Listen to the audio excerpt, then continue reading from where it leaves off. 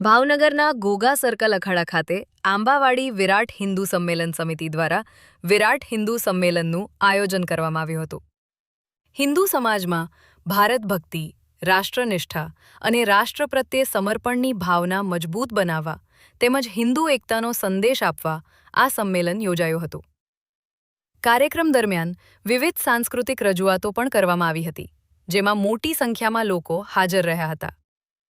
કાર્યક્રમ પૂર્ણ થયા બાદ ઉપસ્થિત લોકો માટે અલ્પાહારની વ્યવસ્થા પણ રાખવામાં આવી હતી.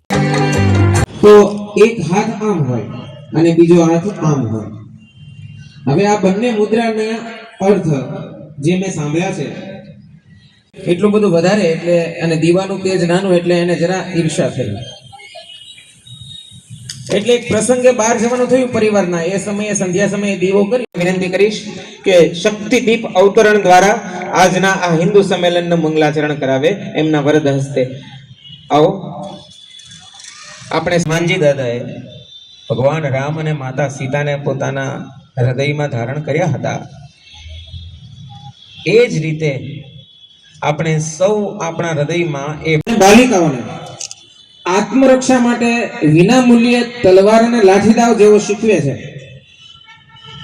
એવા દિગીશાબેન ધ્રુવ કે સૌથી પહેલા સંધ્યા સમયે દીવો કરે અને પછી ઘરની બધી લાઈટો કરે.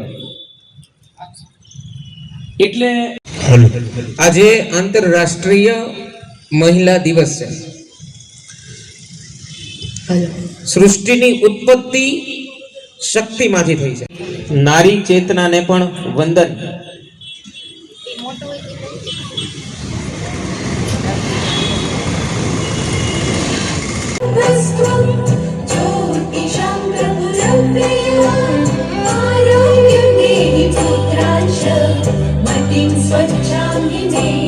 निकल पड़ू सीने में धड़कती अंगार रहे वर्षकाल दुश्मनों पे गिरूं मुख सैनिकों की ललकार रहे कटे शीशों का अमार जब हाथों में तलवार रहे रण विजय का वर्ण करूं एक लिंग की जग